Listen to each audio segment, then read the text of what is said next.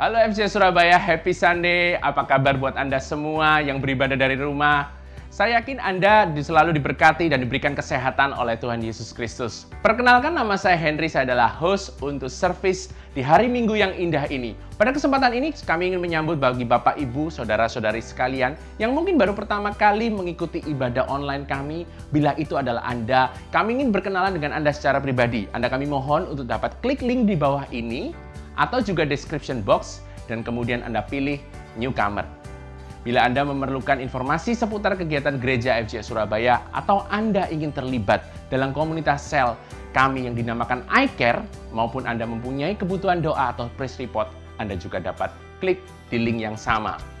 Kita mungkin belum dapat bertemu secara langsung pada hari ini, namun kita bisa stay connected. Jangan lupa follow Instagram AFJ Surabaya dan subscribe YouTube channel AFJ Surabaya.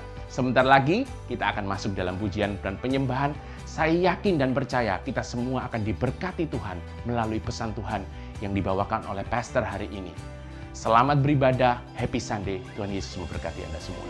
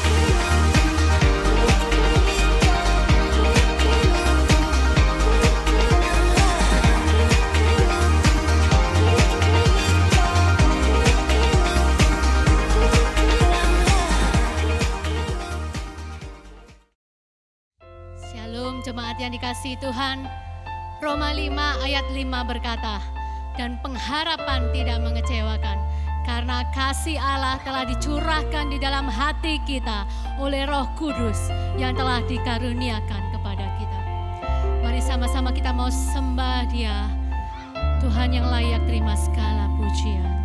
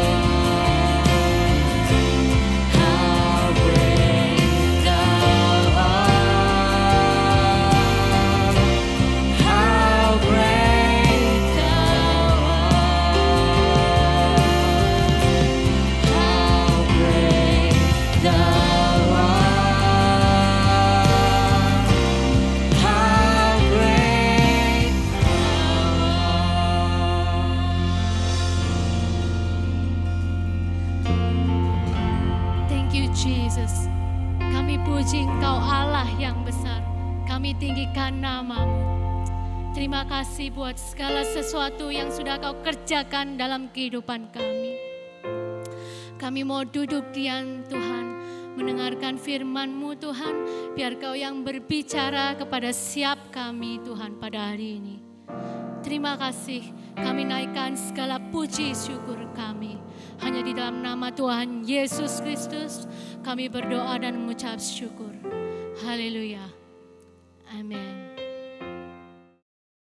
Halo jemaat yang dikasihi Tuhan, Happy Sunday. Saya berdoa Anda selalu dalam keadaan sehat, baik secara fisik, secara jiwa, maupun secara rohani. Hari ini, 12 Juli 2020, kita kedatangan seorang tamu spesial, teman baik saya. Dia adalah community pastor dari Jakarta Praise Community Church. Masih dalam tema Wisdom Speaks. Dia akan berbicara bagaimana kita membedakan antara tension dengan problems di dalam keluarga kita. Tanpa panjang lebar, kita sambut teman saya, Pastor Alfi Rajaguguk dari Jakarta Praise Community Church. Halo Jemaat FJF Surabaya, it's been a while. I hope semua saudara ada dalam keadaan baik-baik saja, sehat-sehat saja. Dan mari kita bersama sebelum kita mendengarkan firman Tuhan, let us pray. Tuhan, kami akui keberadaan-Mu di tengah-tengah kami. Pada saat pemberitaan firman Tuhan ini, biar setiap pesan yang datang daripada Tuhan menyentuh setiap kehidupan kami, termasuk hamba-Mu yang berbicara. Urapi setiap kami, sehingga kami berbicara, hamba-Mu yang berbicara, dan setiap kami yang mendengarkan, dibantu oleh kuasa Roh Kudus untuk menerima pesan yang begitu pribadi untuk setiap kami, dengan apapun dan bagaimanapun keadaan kami. Kami izinkan Roh Kudus untuk berbicara kepada setiap kami. Urapi keterbatasan hamba-Mu, bekerjalah dengan luar biasa, dengan tidak terbatas Roh Kudus. Dalam nama Bapa, Anak, dan Roh Kudus, dalam nama Yesus Kristus Tuhan. Amin. Siapkan catatan saudara, judul firman Tuhan hari ini yaitu Family, Tension, or Problem. Keluarga, ketegangan, atau masalah. Tidak ada keluarga yang sempurna. Yang ada hanya momen-momen yang sempurna bersama dengan mereka. Ini yang perlu kita mengerti, bahwa tidak ada yang namanya istri atau suami yang sempurna. Nggak ada orang tua atau mertua yang sempurna. Tidak ada kakak dan adik yang sempurna. Yang ada cuma momen-momen yang sempurna ketika kita ada bersama dengan mereka. Saya pribadi lebih banyak memiliki momen-momen yang sempurna dengan mama saya ketimbang dengan ayah saya ketika mereka berdua masih ada.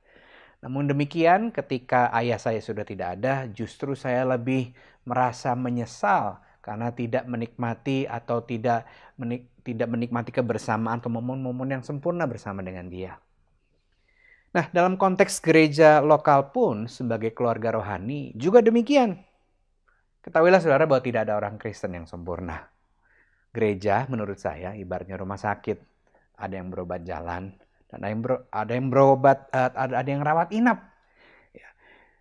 Dia kan lebih dewasa rohaninya. Kadang-kadang kita berkata demikian kepada orang-orang yang mungkin sudah lebih lama di gereja, sudah lebih dulu ada di gereja, atau bahkan sudah lebih tua, sudah lebih dewasa, sudah lebih banyak usianya daripada kita. Tidak ada pemimpin yang sempurna, juga demikian adanya di dalam gereja lokal. Dan tidak ada juga gereja yang sempurna, saudara. Yang ada hanyalah kasih karunia Tuhan yang sempurna, yang menebus manusia yang jauh dari sempurna. Itu sebabnya untuk kita bisa mengatur ekspektasi kita, kita perlu mengerti that we are all a work in progress. Setiap saudara dan saya adalah karya Tuhan yang sedang disempurnakan. Itu sebabnya Injil Matius ayat 48 katakan demikian. Karena itu haruslah kamu sempurna, sama seperti Bapamu yang di sorga adalah sempurna. Dan kata sempurna di sini berasal dari kata teleios yang artinya growing into complete maturity, bertumbuh menuju kedewasaan yang penuh. Karena kita berurusan dengan manusia yang rusak karena dosa dan pelanggarannya, dan tidak ada manusia yang luput dari namanya hubungan, itu sebabnya hampir setiap hari kita bersinggungan dengan tantangan yang sifatnya relasional. Roma 3 ayat 23 mencatat demikian, karena semua orang telah berbuat dosa dan telah kehilangan kemuliaan Allah. Dalam istilah bahasa Inggrisnya fall short of God's glorious standard. Gagal memenuhi standar Allah yang mulia, termasuk juga di dalam hubungan. Itu sebabnya tantangan-tantangan itu selalu ada setiap hari. Nah, jika saya boleh kategorikan, tantangan relasional itu bisa dikategorikan menjadi dua. Yang pertama tension atau ketegangan. Yang kedua adalah problem atau masalah. Nah, biasanya kita lebih cenderung mengkategorikannya jadi satu. Semua ini masalah. Padahal sebetulnya ada dua. Tension atau ketegangan dan juga problem atau masalah. Nah, dalam konteks hubungan, ketegangan dan masalah biasanya terjadi karena adanya perbedaan. Perbedaan latar belakang pendidikan, latar belakang sosial budaya, perekonomian, masa lalu, cara seseorang dibesarkan, luka dan trauma, atau mungkin adanya ketidakpengampunan. Demikian juga adanya beda tipe gender, tipe kepribadian, dan juga jenis kelamin. Cara wanita dan pria berpikir beda. Orang yang dengan tipe kepribadian dominan, intim, stabil, dan cermat, cara-cara mereka berperilaku, berkata-kata, berhubungan, bagaimana mengatasi tantangan dan masalah pun berbeda. Juga jika saudara adalah suami istri, saudara pasti mungkin sudah mengerti tentang adanya perbedaan bahasa kasih. Ada yang bahasa kasihnya waktu, hadiah, sentuhan, kata-kata afirmasi, dan juga pengorbanan atau act of sacrifice. Dan tentunya yang paling sering membuat adanya ketegangan dan masalah adalah perbedaan perspektif atau cara kita melihat sesuatu. Sama seperti orang melihat satu koin yang sama, dilihat dari sisi kiri dan sisi kanan tentunya berbeda, padahal kita melihat koin yang sama. Nah, izinkan saya untuk membedakan antara tension atau ketegangan dan juga problem atau masalah. Yang pertama, tension itu sifatnya permanen. Oleh sebab itu, tension adalah untuk diatur atau dikelola, bukan untuk diselesaikan. Beda dengan problem atau masalah, sifatnya temporer, ya, untuk diselesaikan karena memang ada solusinya. Jadi kalau ketegangan biasanya tidak ada solusinya, tapi kalau masalah pasti ada solusinya. Yang kedua, tension perlu terjadi untuk memicu kedewasaan.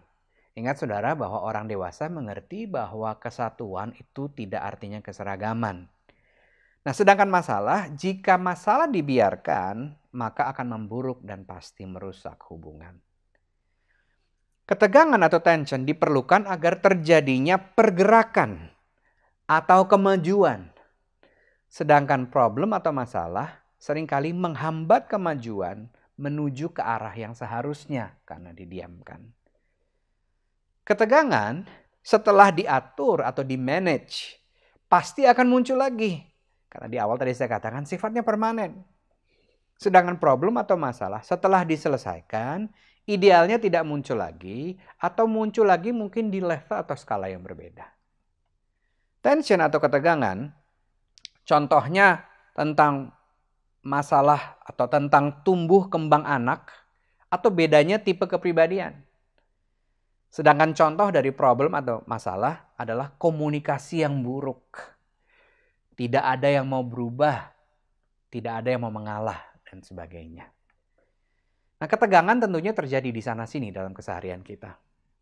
Sebagai orang tua, kita cenderung selalu ingin memperbaiki apa yang salah dengan anak-anak kita. Ketimbang membiarkan mereka bergumul dan membuat kesalahan dan belajar dari kesalahan tersebut. Nah, dengan melihat hal ini sebagai sebuah masalah untuk kita selesaikan, justru yang terjadi adalah kita menghambat pertumbuhan dan perkembangan anak-anak kita. Begitu pula ibaratnya dengan alat-alat musik akustik seperti piano, gitar, drum, dan sebagainya. Kalau saudara perhatikan, ada senar atau membran dalam alat-alat musik akustik seperti itu justru memerlukan ketegangan tertentu. Pernah ngelihat orang ngetune, ngeset drum, snare drum daripada sebuah drum set. Tentunya harus dipukul-pukul dulu sampai menemukan ketegangan yang tepat. Makanya ada orang juga yang main gitar atau tuning piano, itu senarnya dibikin ketegangan sedemikian rupa sehingga timbul nada-nada yang memang tepat atau nada-nada yang harmonis. Begitu pula dalam hubungan, saudara. Kadang-kadang kita perlu ketegangan untuk menciptakan sebuah harmoni yang indah meskipun nada-nadanya berbeda. Yang namanya harmoni, nadanya pasti berbeda. Kemudian kita akan melihat bagaimana kita mengatur tension atau ketegangan. Nah, untuk memudahkan, saya akan berikan kerangka 3A. Ya. Dalam kita mengatur tension atau ketegangan dalam hubungan dengan siapapun, dengan pasangan kita, dengan orang tua, mertua, kakak, adik, anak, dan lain-lain. Begitu pula di dalam iCare, di dalam komsel kita, dengan pemimpin kita, dengan orang-orang yang kita muridkan, dan sebagainya. Ada kerangka 3A sekali lagi. Yang pertama adalah aware. Sadari bahwa ada perbedaan. Ya. Sadari, saudara. Jangan sangkali bahwa memang ada perbedaan dengan orang-orang terdekat atau orang-orang yang ada di sekeliling kita. Tapi dia dulu nggak seperti itu deh. Well, people change. Orang bisa berubah. Both menjadi lebih baik atau menjadi lebih kurang baik. People change. Kesadaran kita yang terus-menerus akan perbedaan justru akan membantu kita untuk tidak mudah bereaksi, namun untuk memberi respons yang benar setelah kita proses dulu di benak kita. A yang kedua, yang pertama tadi aware atau sadari perbedaan. A yang kedua, accept. Setelah kita menyadari bahwa ada perbedaan, terima perbedaan itu. Ya. Mulailah terima orang lain apa adanya. Jangan ada apanya, tapi terima mereka apa adanya dan berhenti untuk mencoba mengubah mereka. Lalu parameternya apa dalam saya menerima orang lain? Saya senang saudara bertanya. Roma 15 ayat ke-7 katakan demikian. Sebab itu terimalah satu akan yang lain. Sama seperti Kristus juga telah menerima kita untuk kemuliaan Allah. Parameternya yang jelas bukan bagaimana orang lain pernah menerima kita, bagaimana orang tua atau pemimpin kita menerima kita, tetapi bagaimana Kristus sendiri yang tidak pernah bohwat menerima kita apa adanya meskipun kita buat kesalahan yang sama lagi. Parameter itulah yang perlu kita terapkan dalam kita menerima orang lain. Kenapa demikian? Karena waktu kita melakukannya untuk kemuliaan Allah. Artinya apa? Waktu kita belajar untuk menerima orang lain apa adanya, Tuhan yang diuntungkan. Dan saya akan menambahkan demikian, sebuah prinsip yang menurut saya perlu kita catat bersama. Penerimaan adalah awal dari keterbukaan.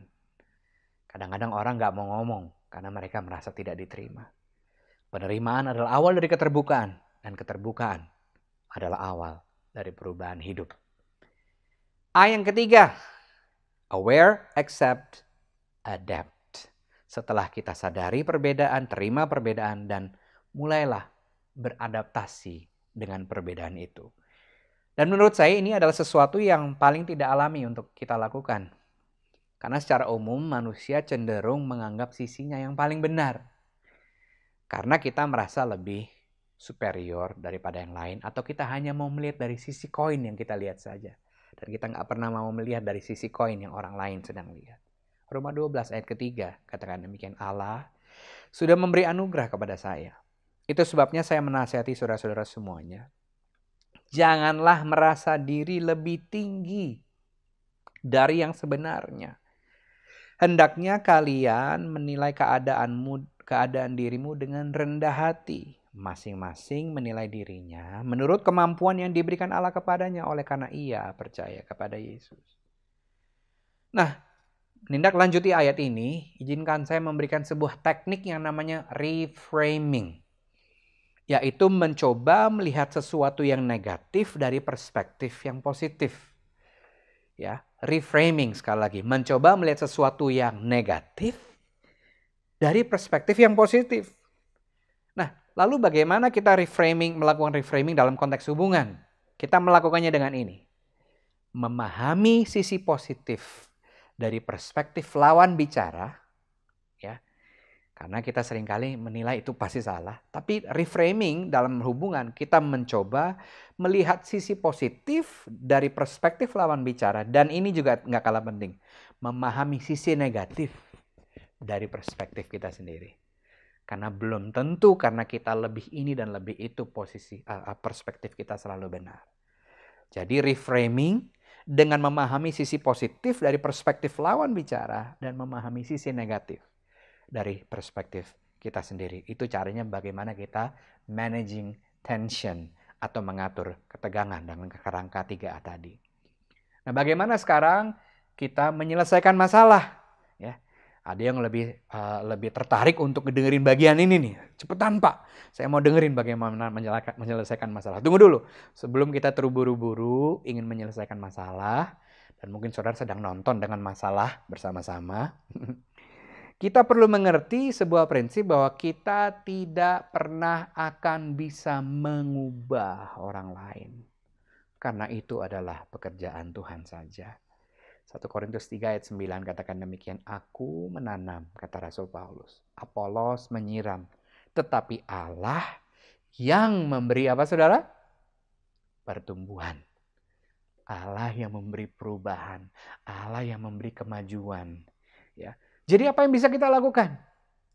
Kita hanya bisa menciptakan atmosfer atau suasana untuk Tuhan bekerja mengubah hidup orang lain. Saudara tidak dalam posisi untuk mengubah orang lain. Kita hanya dalam posisi menciptakan atmosfer supaya dengan atmosfer tersebut memungkinkan atau menginspirasi atau membuat orang lain mau mulai berubah. Terus tabur benih yang baik. Terus kita siram. Jangan kaget, cepat maupun lambat Tuhan yang akan menumbuhkan benih tersebut. Dan orang itu mulai berubah.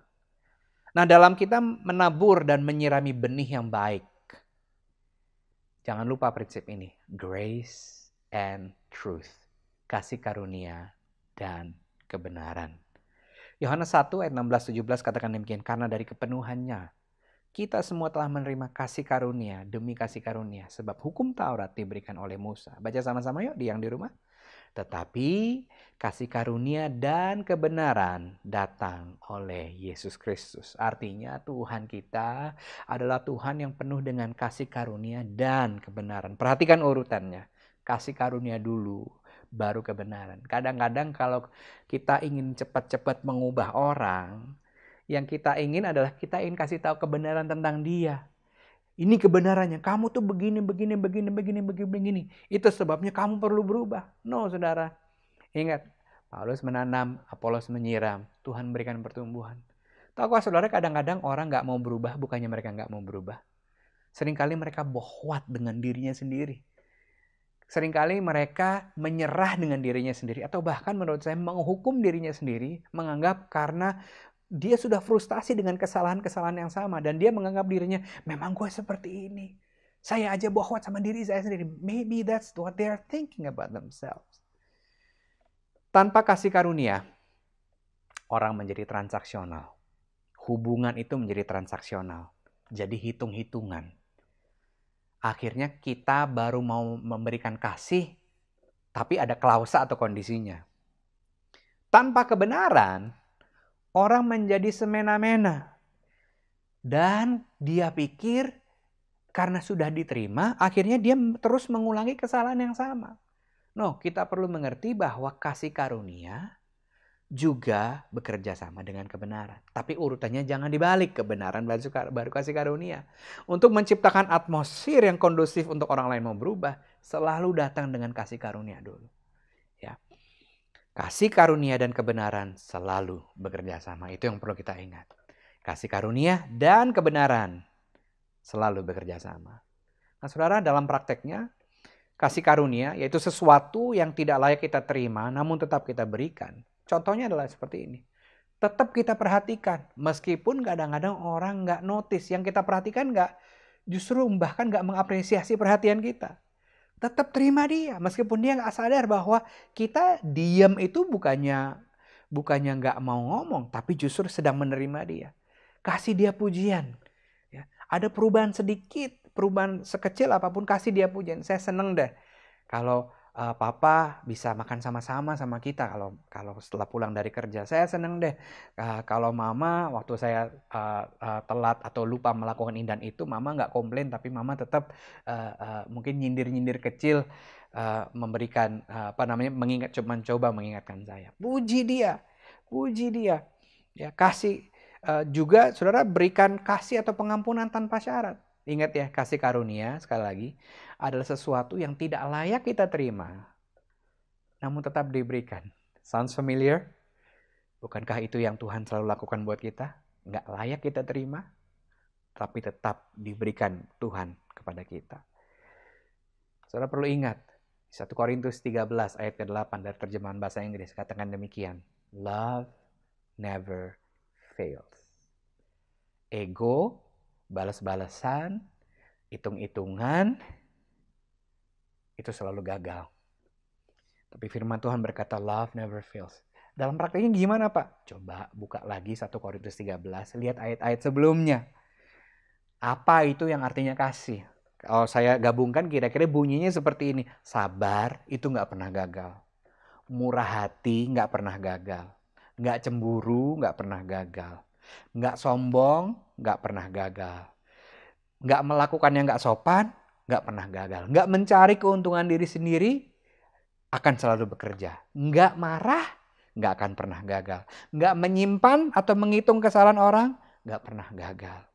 Apalagi percaya segala sesuatu, nggak pernah gagal. Ya, love never fails. Tapi bagi saudara yang mungkin susah untuk berbicara, ya, lebih sulit untuk menjadi terbuka. Ingat, kasih karunia dan kebenaran.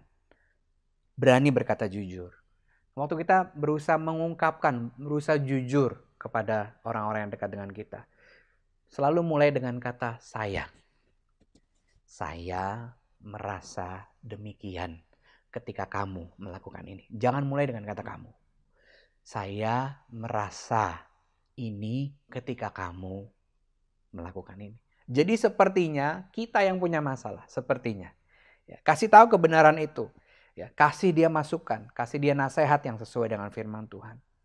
Saudara, Injil disebut kabar baik karena kontennya baik, isinya baik, packagingnya, cara penyampaiannya pun baik.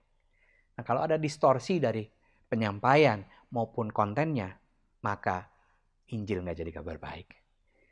Dan kita nggak bisa langsung datang dengan kebenaran kalau kita jarang atau bahkan nggak pernah menabur kasih. Nggak pernah menabur kasih karunia. Grace dan truth. Love dan truth. Karena kasih nggak pernah gagal. Nah, dalam menghadapi baik ketegangan dan masalah, ada satu kunci yang selalu saudara dan saya perlu pegang. Namanya ini. Jaga hati. Apa saudara? Jaga hati. Kenapa demikian? Because heart of the matter is usually the matter of the heart. Inti dari setiap masalah dan ketegangan biasanya adalah perihal hati. Itu sebabnya Amsal 4 ayat 23 bilang jagalah hatimu bukan hatinya dengan segala kewaspadaan karena dari situ terpancar kehidupan.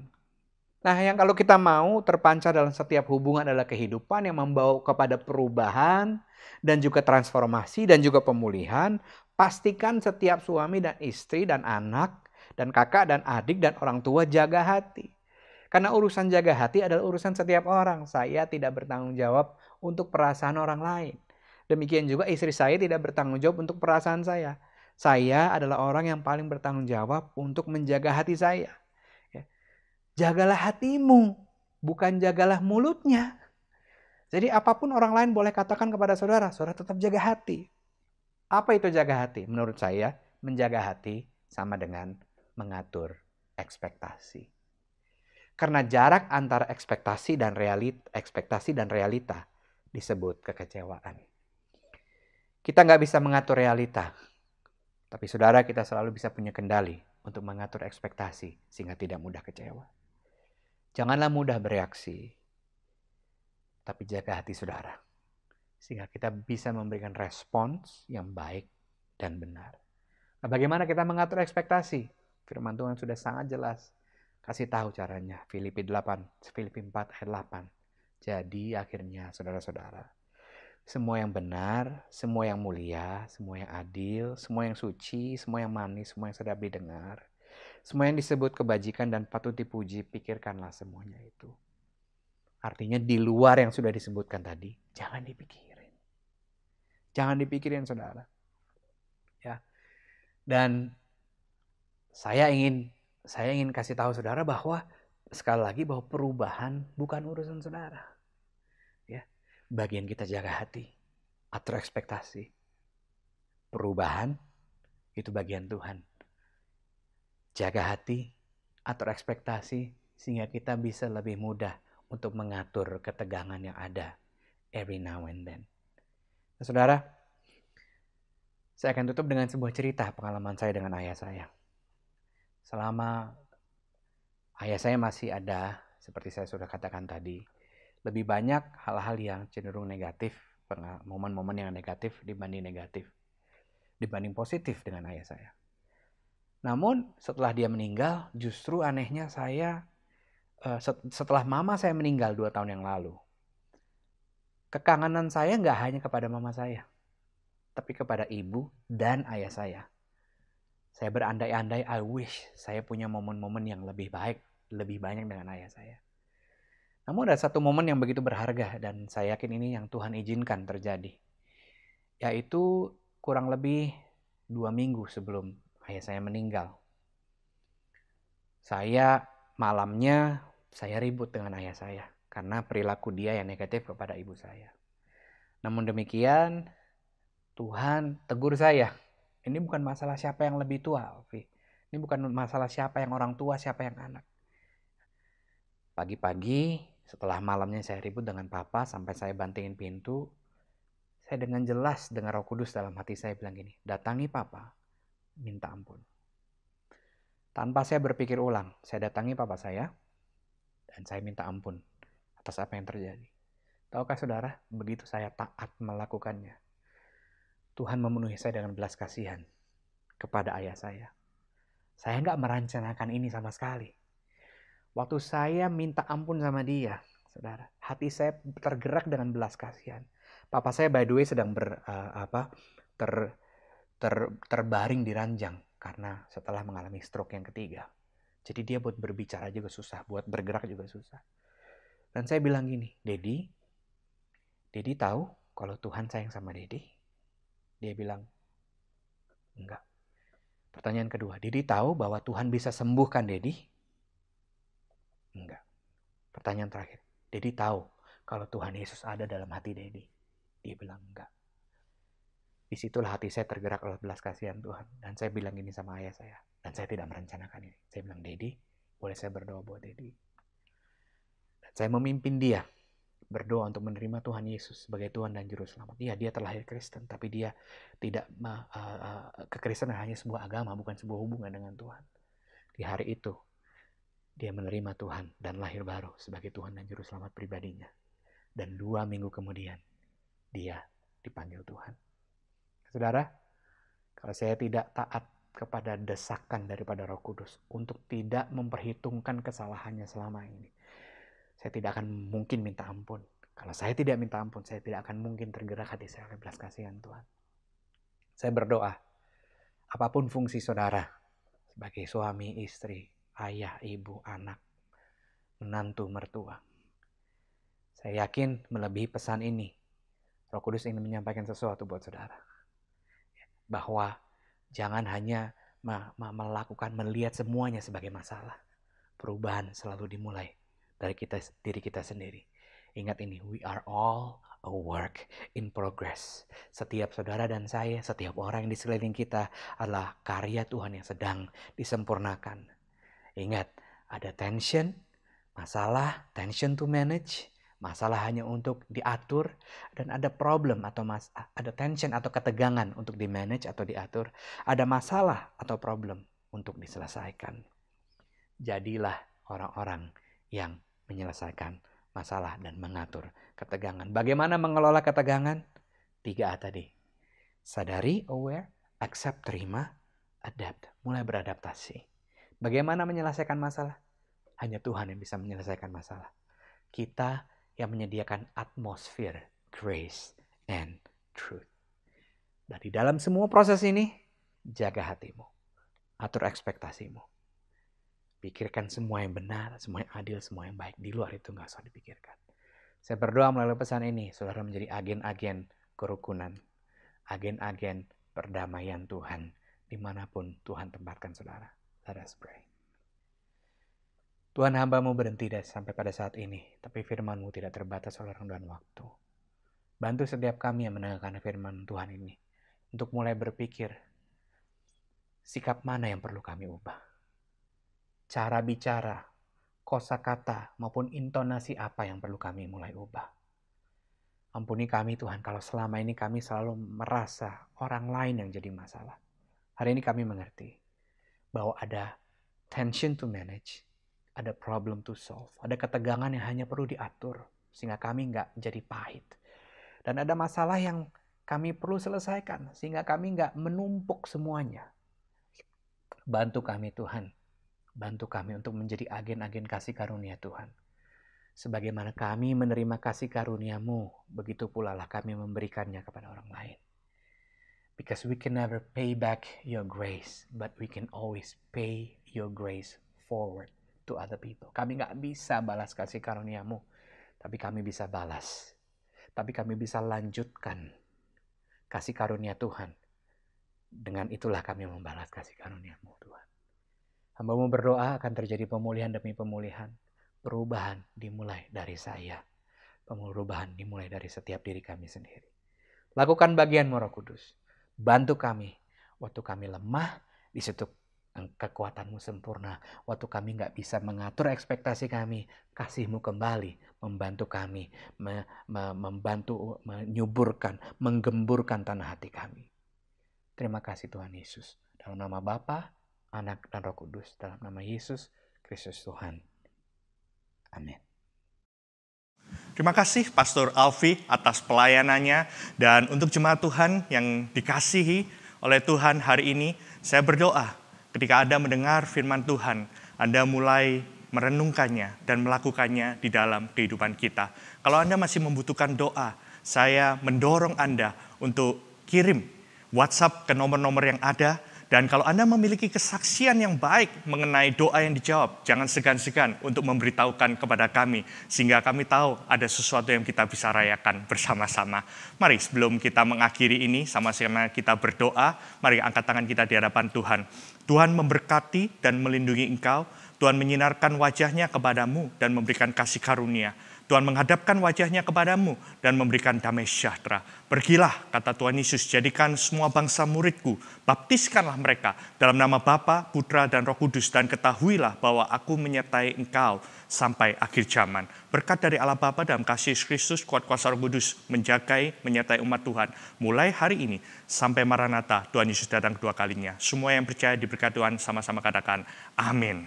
Selamat hari Minggu, Tuhan Yesus memberkati. Sampai ketemu di iCare Anda masing-masing dan juga minggu depan secara online.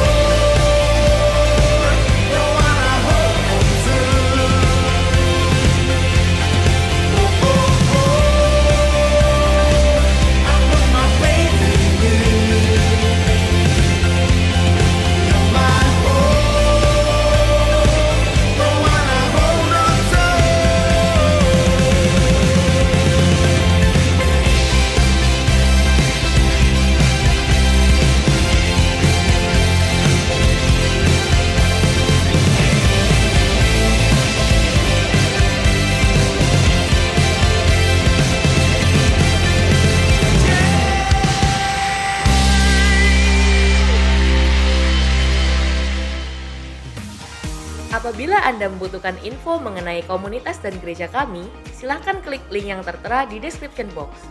Have a blessed week!